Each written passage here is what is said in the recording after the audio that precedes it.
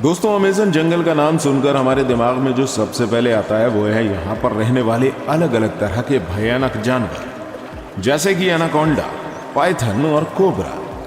लोगों का तो यहाँ तक मानना है कि इस अमेज़न जंगल में आज भी डायनासोर रहते हैं, और ऐसा कहा जाना एक तरह से बिल्कुल सही भी है, क्योंकि अमेज़न जंगल इतना घना है कि अभी तक इसका सिर्फ 25% भाग ही देखा जा सका है, और बाकी के 75% हिस्से में क्या कुछ ये जंगल हम मनुष्यों से छुपाए बैठा है, अभी तक साइंटिस्ट भी जान नहीं पाए हैं। इस जंगल की विशालता का अंदाजा आप इस बात से लगा सकते हैं कि हर तीसरे दिन इस जंगल में एक नई खोज निकलकर सामने आती है। तो आज हम आपको इस वीडियो में अमेज़न जंगल के बारे में कुछ खास चीजें तो बताएंगे, साथ ही हम आपको ये भी बताएंगे कि इस जंगल का निर्माण कैसे हुआ था। तो वीडियो के अंत तक जरूर बने रहिएगा और वीडियो को एक लाइक जरूर कर दीजिएगा। दोस्तों, इस बात में कोई भी शक नहीं है कि दुनिया में सबसे ज्यादा सुंदर और विचित्र प्रकार के जीव जंतु अमेज़न के जंगलों में ही पाए जाते हैं। इस जंगल के अंदर आकर ऐसा महसूस होता है जैसे हम किसी अलग ही दुनिया में आ गए हैं। इस समय धरती का सबसे ज्यादा घना जंगल अमेज़न ही है। इस जंगल में पाए जाने वाले एनाकोंडा बाकी देशों की तुलना में काफी ज्यादा बड़े होते हैं। इसके अलावा इस जंगल में प्राचीन वक्त के भयानक सांपों को देखे जाने का भी दावा किया जाता है, क्योंकि इस जंगल का क्लाइमेट बिल्कुल वैसा है जैसे कई लाख साल पहले धरती का हुआ करता था।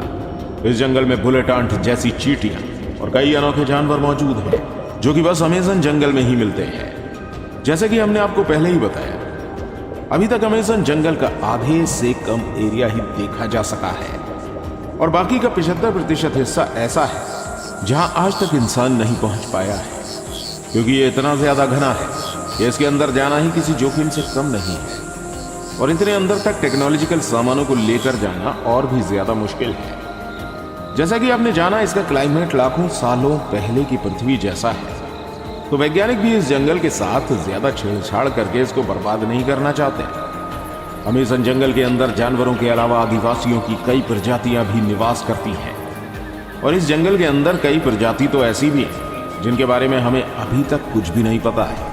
और अगर इस बढ़ते मॉडर्न टेक्नोलॉजिकल डेवलपमेंट के चलते ये अमेज़न जंगल नष्ट हो गया तो दुनिया के कई सारे जीव हमेशा के लिए विलुप्त हो जाएंगे। अमेज़न जंगल के बारे में आए दिन नई और अनोखी बातें सामने आती रहती हैं।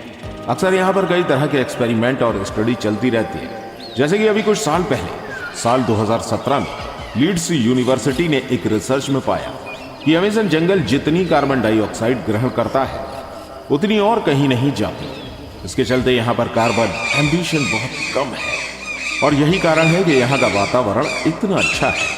साइंटिस्ट कार्लोस नोबेल अपनी रिसर्च में बताते हैं कि जिस तरह से अमेज़न जंगल को आज के समय काटा जा रहा है वह इस पृथ्वी के लिए बहुत ज्यादा नुकसानदेह हो सकता है, क्योंकि ये जंगल पूरी दुनिया को 20% से अधिक साफ ऑक्सीजन प्रदान करता है। अमेज़न जंगल का क्षेत्रफल इतना बड़ा है कि ये 9 देशों की सीमाओं को छूता है, जिसमें से 60% ब्राजील, 13% पेरू, 10% कोलंबिया और बाकी का हिस्सा Guyana, Ecuador, Venezuela, Bolivia, Suriname और फ्रेंच गुयाना तक फैला है। आप एक बात जानकर शॉकिंग होंगे कि जितने जानवर इस पूरी पृथ्वी में देखे जाते हैं उसके 1/3 जानवर अकेले अमेज़न जंगल में देखे जा सकते हैं। इस जंगल के पेड़ों की संख्या लगभग 4 अरब बताई जाती है, जिसमें 16,000 से ज्यादा उनकी प्रजातियां हैं। दोस्तों, अमेज़न जंगल के कीड़ों की भी बहुत अधिक चर्चा की जाती है। कहा जाता है कि यहाँ जितनी तरह के कीड़े और जीव जंतु मिलते हैं उनमें से कुछ ही फीसदी के बारे में साइंटिस्ट अभी तक पता लगा पाए हैं। यहाँ पर पाई जाने वाली बुलेट चींटियां कोई साधारण चींटियों जैसी नहीं है। कहा जाता है अगर ये किसी इंसान को डंक मार दे तो बंदूक की गोली लगने जैसा महसूस होता है। देखने में भले ही ये नॉर्मल चींटियों की तरह छोटी ही है, लेकिन इनके डंक में बहुत ही खतरनाक जहर पाया जाता है। चींटियों के बाद यहाँ पर मकड़ियों की भी चर्चा बहुत अधिक होती है, क्योंकि यहाँ पर मकड़ियों की 3000 से ज्यादा प्रजातियां पाई जाती हैं, जिनमें से ज्यादातर खतरनाक और जहरीली ही होती हैं। इस जंगल की टेरेंटोला मकड़ी को सबसे ज्यादा खतरनाक बताया जाता है। कहा जाता है ये मकड़ी अपने बालों को खतरनाक वेपन्स की तरह उपयोग करती है। अगर गलती से ये किसी इंसान की आंख में लग जाए तो बुरी तरह से घायल कर देती है। अब इतने कमाल के और छोटे जानवर बस यहीं देखने को मिलते हैं। तो ये तो हो गई इस जंगल के बारे में कुछ खास बातें, लेकिन इन सब से जो बेहद खास है वो ये है कि ये जंगल बना कैसे।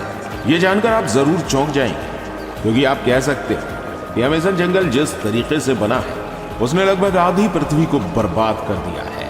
अभी हाल ही में कुछ स्टडी से पता चला है कि डायनासोर जैसे बड़े जीवों को मारने वाला एस्टेरॉयड एक नए नियोड ट्रॉपिकल जंगल के निर्माण के लिए जिम्मेदार है। इन ट्रॉपिकल जंगलों का निर्माण एक एस्टेरॉयड के कारण हुआ, जो आज से लगभग 65 मिलियन साल पहले पृथ्वी से टकराया था, और इसके बाद क्रिटेशियस मास एक्सटिंक्शन हुआ था, जिसने धरती के पूरे रुख को ही बदल दिया। इस दौरान पृथ्वी पर राज करने वाले 25 किलो के वजन से अधिक लगभग 75% जीवों की प्रजातियां पूरी तरह से विलुप्त हो गई। ये मास एक्सटिंक्शन मुख्यतः 2 कारणों से हुआ, जिसने डायनासोर जैसे भयानक जानवरों का नामो निशानी मिटा दिया। सबसे पहले लगभग 65 मिलियन साल पहले 10 किलोमीटर साइज जितना विशाल एस्टेरॉयड हमारी धरती से आ टकराया, और इस एस्टेरॉयड के पृथ्वी से टकराने के कुछ ही टाइम बाद कई किलोमीटर दूर तक आग का गोला फैल गया। इस आग के गोले ने रास्ते में आने वाले सभी बड़े जीवों की प्रजातियों को पूरी तरह से नष्ट कर दिया। इस एस्टेरॉयड की टक्कर में समुद्र में कई किलोमीटर ऊंची खतरनाक लहरें उठी, जिन्होंने चारों तरफ तबाही मचा दी। इस टक्कर के कारण निकली धूल कुछ ही वक्त में पूरे आसमान में फैल गई, जिसकी वजह से हमारी धरती का वायुमंडल काफी वक्त के लिए धूल और गैस से ढका रहा, जिसके कारण सूरज से आने वाली प्रकाश की किरणें धरती की सतह पर नहीं पहुंची, जिसकी वजह से धरती का तापमान कई डिग्री सेल्सियस तक गिर गया। इस महाप्रलय की वजह से जीव जंतु और पेड़ पौधे बुरी तरह से नष्ट हो गए।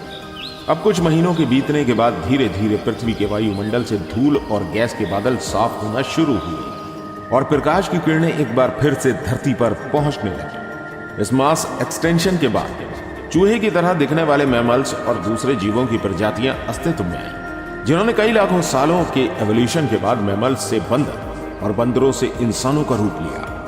यह एस्टेरॉयड यानी उल्कापिंड हमारे जीवन के लिए बहुत ही ज्यादा जरूरी था। अगर ये उल्कापिंड पृथ्वी से नहीं टकराया होता तो डायनासोर कभी खत्म ही नहीं होते, और हम इंसानों का अस्तित्व कभी सामने आ ही नहीं पाता। और यह एस्टेरॉयड यानी उल्कापिंड ही वो कारण है जिसकी वजह से अमेज़न जंगल इतना ज्यादा घना है, जहां पर कई अनेकों जीव रहते हैं। दरअसल आज जिस जगह पर अमेज़न जंगल है वहां पर डायनासोर के समय बहुत ही लंबे पेड़ हुआ करते थे, लेकिन डायनासोर की प्रजाति में कई शाकाहारी डायनासोर भी होते थे, जो कि इन पेड़ों को बढ़ने का मौका कभी नहीं देते थे, क्योंकि वो इन पेड़ों को बढ़ने से पहले ही खा जाया करते थे। लेकिन जब उल्कापिंड गिरा तो डायनासोर पूरी तरह से विलुप्त हो गए। अब इसके बाद इन पेड़ों को खाने वाला कोई नहीं था, लेकिन जो ये उल्कापिंड था वो बिल्कुल ठीक अमेज़न जंगल के ऊपर गिरा था, जिसकी वजह से उस टाइम में ये जंगल पूरी तरह से नष्ट हो गया था। यहाँ पर कोई भी जीव नहीं बचा, साथ ही ये जगह पूरी तरह से रेडिएशन से भर गई। इस उल्कापिंड का तापमान इतना अधिक था कि इसने सभी हरे भरे पेड़ पौधों को जला दिया। लेकिन वक्त के साथ साथ यहाँ की स्थिति शांत हुई और यहाँ पर जीवन फिर से पनपने लगा। पेड़ पौधे उगना फिर से शुरू हुए, लेकिन अब की बार पेड़ पौधों को खाने वाला कोई जीव मौजूद नहीं था, जिसकी वजह से पेड़ पौधे बड़ी तेजी से बढ़ गए। यहाँ पर कह सकते हैं कि जिस रेडिएशन ने इस जंगल की जगह को बर्बाद कर दिया था, उसी ने इन पेड़ पौधों को उगने में और ज्यादा मदद की, क्योंकि इस उल्कापिंड के गिरने की वजह से यहाँ की जमीन बहुत ही ज्यादा नर्म और फर्टिलाइज हो गई थी। ये जंगल बाकी सभी जंगलों से बहुत ही ज्यादा अलग दिखता है। अगर इसको ऊपर से देखा जाए तो दुनिया के बाकी जंगल और अमेज़न जंगल के बीच का अंतर साफ देखा जा सकता है।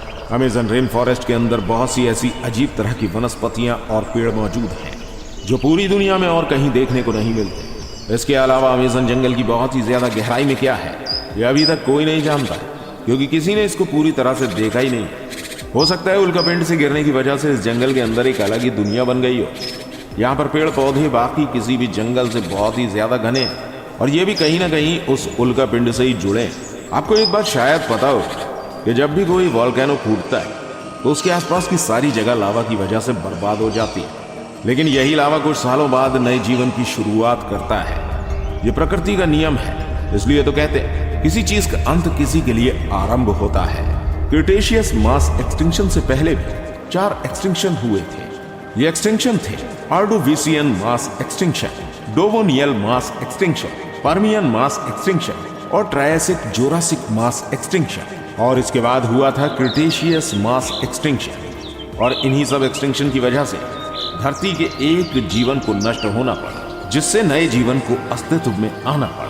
वैसे ही एक वक्त आएगा जब इस धरती से हम मानवों का नामो निशान मिट जाएगा। इसके बाद दूसरा जीवन आएगा और वो होगा छठा मास एक्सटिंक्शन। और देखा जाए तो हम इंसान इतनी तेजी से एक्सटिंक्शन की तरफ बढ़ रहे हैं क्योंकि जिस तरह से हम पृथ्वी को प्रदूषित कर रहे हैं और धरती से जंगलों को साफ कर रहे हैं, उस हिसाब से ये एक्सटिंक्शन कभी भी हो सकता है। बस इस वीडियो के लिए इतना ही था।